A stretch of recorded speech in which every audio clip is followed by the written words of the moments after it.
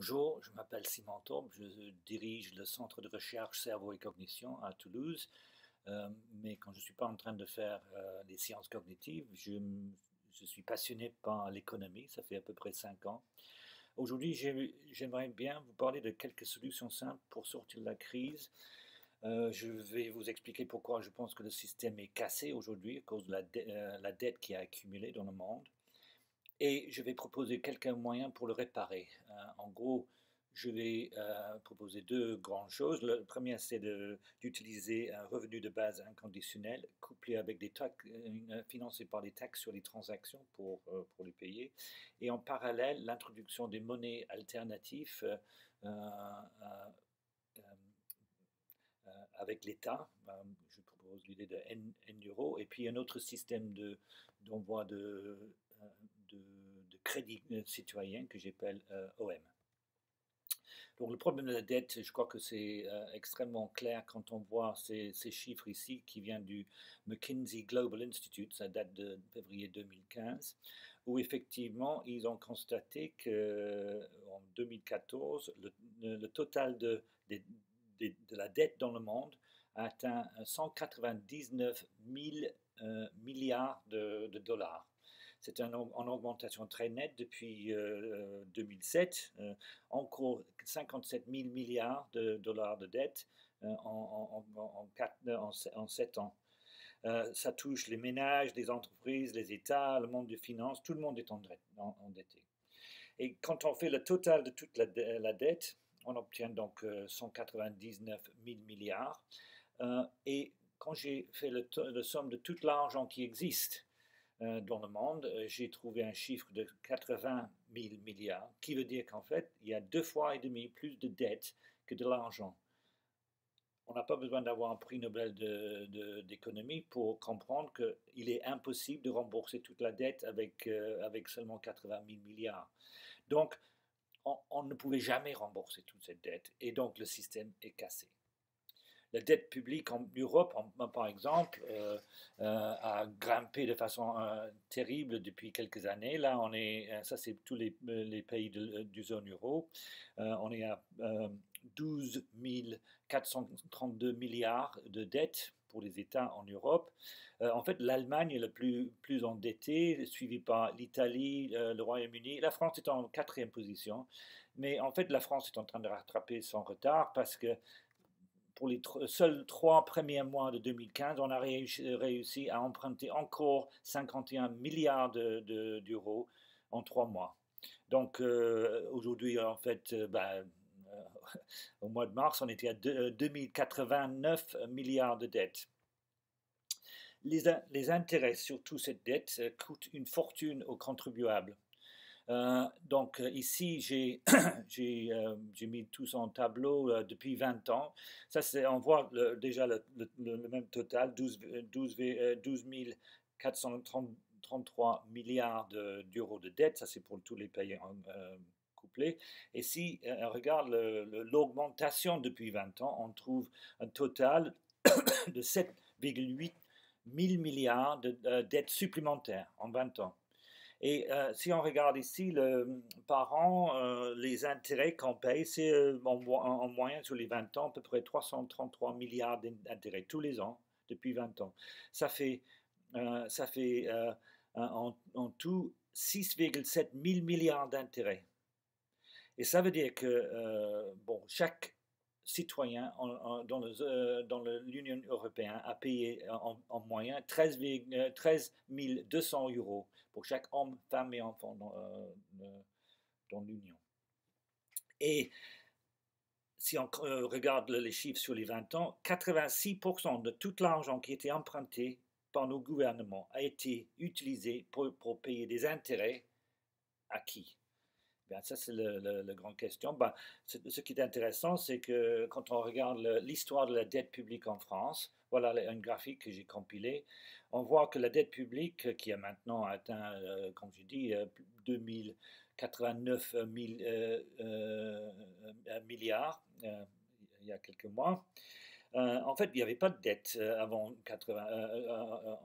73 à peu près. C'était l'année où la loi Pompidou-Giscard a rendu impossible, le gouvernement ne pouvait plus emprunter auprès de la Banque de France. Il était obligé d'aller emprunter de l'argent auprès des marchés financiers, auprès des banques. Merci Pompidou et Giscard. En fait, Pompidou, il faut savoir qu'il était un ancien banquier de chez Rothschild. Donc, et ce mécanisme où les États sont obligés d'emprunter auprès des marchés, c'est ce qu'on trouve maintenant dans le traité de Maastricht et Lisbonne. Catastrophe, on voit effectivement en rouge ici, c'est les intérêts payés par chaque année, c'est à peu près 50 milliards par an, mais cumulés sur 40 ans, si on n'avait pas payé des intérêts, on sera la ligne verte et pas la ligne bleue. Donc, notre situation de dette, c'est pas que les gouvernements payent trop pour des choses d'utilité publique, c'est qu'on paye trop d'intérêts aux banques, en fait. Donc, qui prête de l'argent à notre gouvernement? Ben, si vous ne savez pas, en fait, il y a un truc qui s'appelle l'Agence France Trésor qui gère la dette de notre pays. Et tous les mois, toutes les semaines, en fait, on prend de l'argent auprès des SVT, c'est des spécialistes de valeur en trésor. Il y en a 19, les voilà, ils sont tous des banques. Donc, en 2014, les palmaires des spécialistes des valeurs de trésor, ceux qui ont prêté le plus d'argent à nos gouvernements, c'était BNP Paribas, Société Générale, Crédit Agricole, Barclays, etc. Et les banques, où est-ce que les banques trouvent de l'argent qui prêtent à nos gouvernements? Eh bien, c'est une bonne question. On a posé cette question à Bernard Maris, qui, dans un documentaire qui s'appelle La dette, qui était sorti en 2014, voilà comme il a répondu quand on a posé la question: d'où vient l'argent que prêtent les banques? Elle fabrique elle-même avec l'autorisation de la Banque centrale. C'est-à-dire que si par exemple, vous avez vous achetez un immeuble qui vaut, je sais pas, 500 000 euros, eh bien la banque va fabriquer 500 000 euros à partir de rien. Alors, si vous vouliez le payer en billets, elle vous donnerait 500 000 euros en billets qu'elle irait demander à la Banque centrale. Parce qu'elle dit, voilà, j'ai une créance sur monsieur qui vaut 500 000 euros, qu'est-ce que vous me donnez en échange? Et la Banque centrale dit, je vous donne 500 000 euros en billets. Sauf que comme ces billets ils sont jamais demandés, ça circule sous forme d'écriture. Mais c'est bien il faut bien comprendre ça. Quand on a compris ça, on a tout compris la monnaie. C'est que la banque fabrique à partir de rien de l'argent. C'est le métier de banquier. La banque crée ex nihilo de l'argent. Et voilà, donc on pouvait imaginer, bon merci Bernard, malheureusement qui n'est plus avec nous, il nous a dit la vérité là. On pouvait dire que c'est les délires d'un gauchiste, mais en fait non, parce que l'année dernière, la Banque d'Angleterre a publié un article sur la création de l'argent dans le système monétaire actuel. Et ici, je vais vous montrer un vidéo de Ryland Thomas de la Banque d'Angleterre où il est en train d'expliquer d'où vient l'argent. Banks create additional broad money whenever they make a loan. Now, while this is nothing new, it is sometimes overlooked as the main way in which money is created, and it runs contrary to the view sometimes put forward that banks can only lend out deposits that they already have. In fact, loans create deposits, not the other way around. J'ai traduit. Les banques créent de l'argent supplémentaire chaque fois qu'elles accordent un prêt. Si ce fait n'est pas nouveau, on oublie parfois qu'il est la façon principale dont l'argent est créé. D'ailleurs, ça va à l'encontre de la position parfois avancée que les banques ne peuvent prêter que les dépôts qu'elles ont déjà. En fait, les prêts créent des dépôts et non l'inverse. Donc, je pense qu'on est maintenant tous d'accord que quand une banque fait un prêt aux particuliers, aux entreprises, l'argent est créé de toutes pièces. C'est ce que disait Bernard Maris, etc. Mais il faut savoir aussi que quand ils prêtent à nos gouvernements, c'est pareil. C'est créé de toutes pièces. Et nous, on paye les intérêts dessus. Donc c'est vrai pour nos gouvernements. Est-ce que c'est un système intelligent, ça? Est-ce que c'est normal que 80 à 97% de tout l'argent en circulation est issu de la dette créée par les banques commerciales qui ont un seul but, maximiser les profits? Pouvait-on faire plus intelligemment? Ben, je pense que oui, il y a des alternatives. Je pense qu'il faut enlever le pouvoir de création monétaire des banques. Il faut donner ce pouvoir à une autorité publique. Il faut créer de l'argent sans dette et injecter de l'argent directement dans l'économie. Ce sont des idées qui sont défendues par une organisation en Angleterre qui s'appelle Positive Money, créée par Ben Dyson il y a quelques années, qui marche très très bien d'ailleurs. Positive Money a créé mouvement international pour la réforme monétaire qui regroupe en fait des organisations dans 21 pays actuellement. En France, il y en a un truc qui a été créé en été 2013, ce qui s'appelle Monnaie Honnête. C'était créé par moi-même avec mon cousin Chris.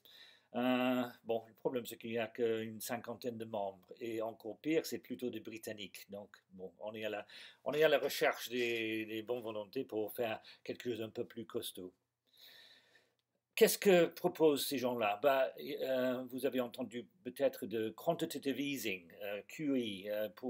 Actuellement, les banques centrales créent de l'argent, mais ils injectent ça dans les marchés financiers. Ce qu'il nous faut peut-être, c'est du QE pour les citoyens. Effectivement, la Banque centrale européenne crée actuellement 60 milliards d'euros par mois.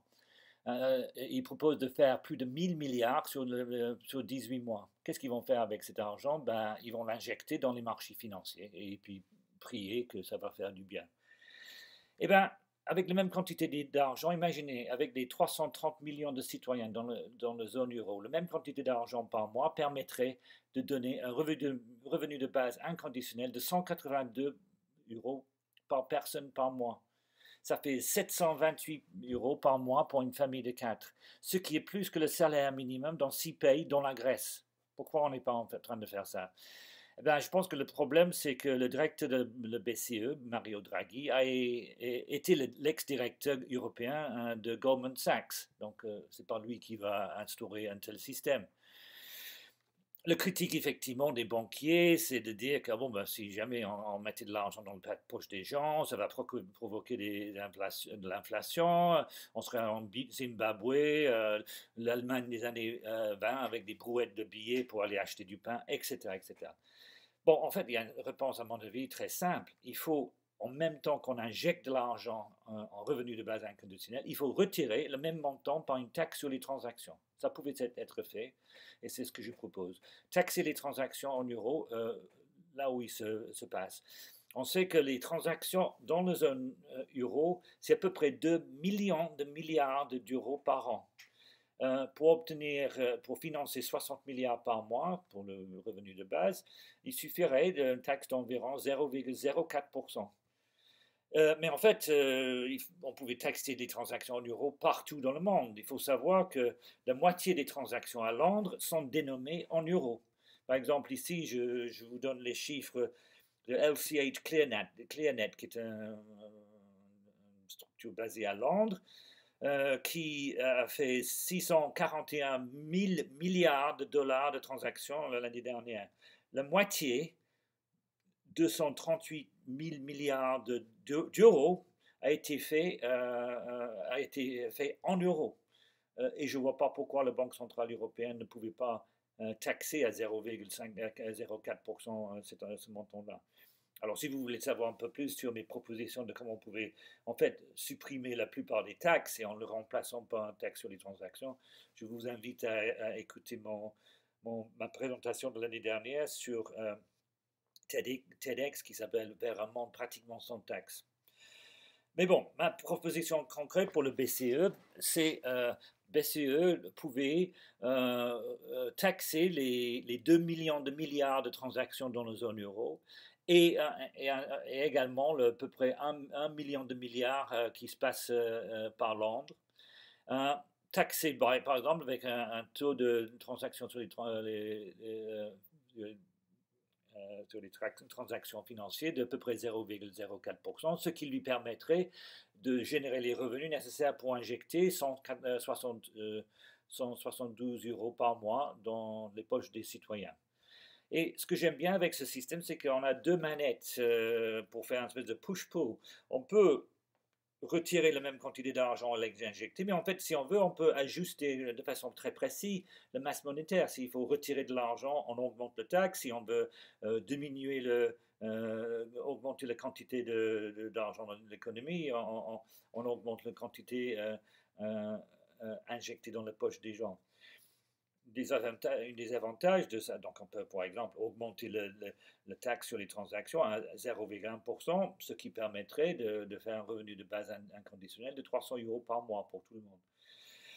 Et on court-circuite les politiciens comme ça. Et en plus, très important, on remplacerait progressivement l'argent dette. Actuellement, tout l'argent à peu près dans le système est de la dette.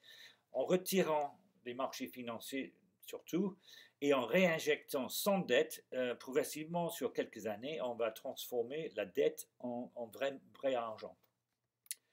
J'ai une autre proposition à vous proposer, c'est l'idée de N-euro. Bon, on sait qu'il existe des centaines de monnaies locales et alternatives dans le monde. Il y a le sol violette, par exemple, à Toulouse.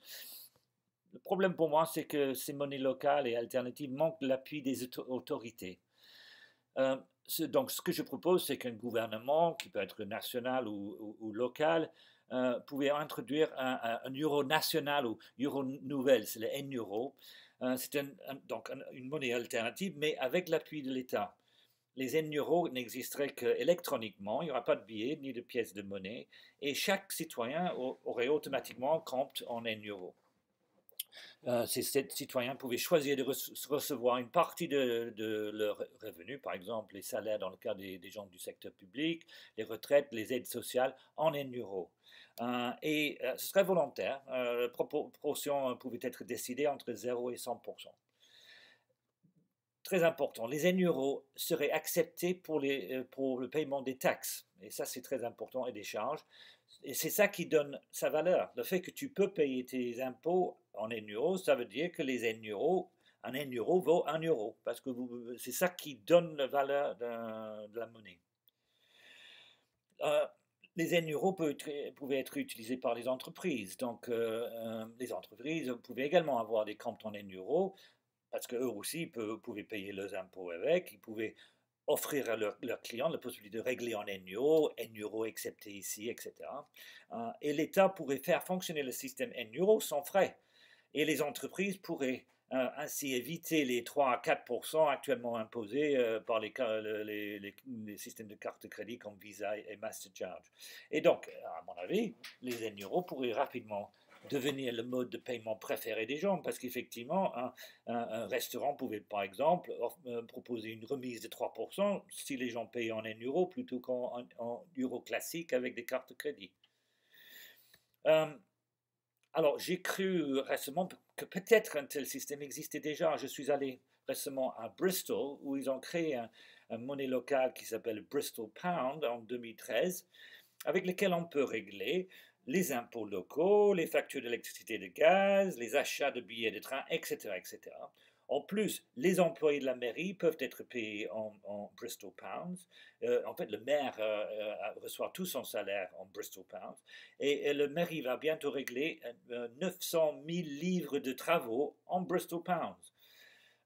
C'est un système qui marche très bien. Donc, moi, j'ai cru peut-être qu'on était déjà là. Mais en fait, il y a un couac.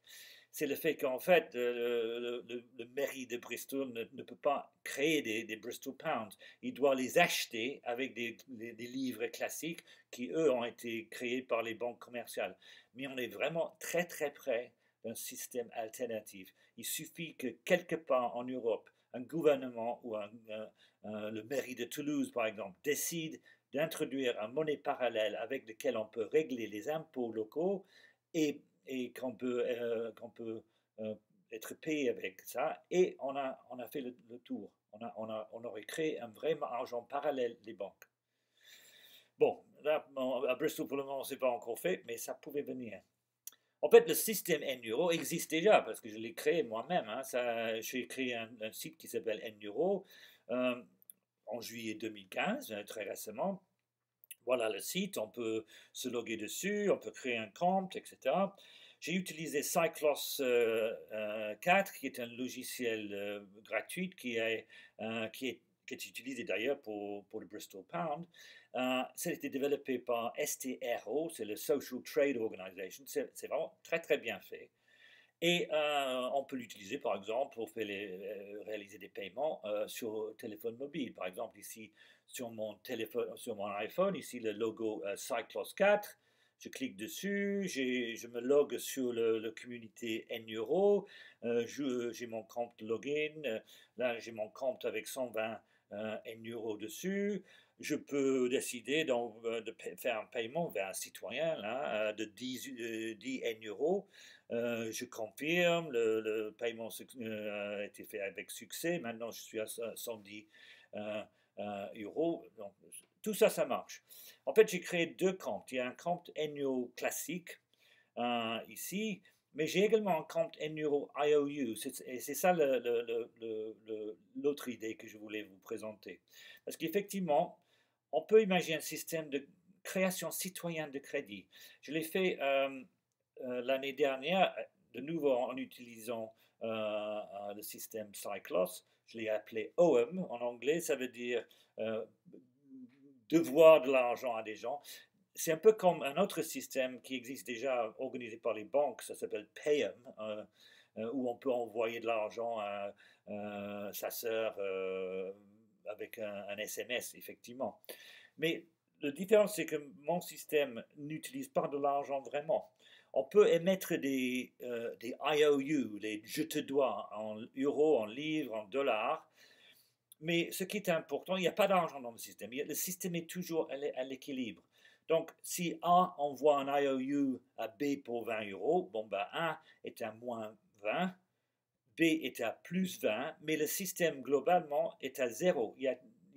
On ne peut pas déséquilibrer le système.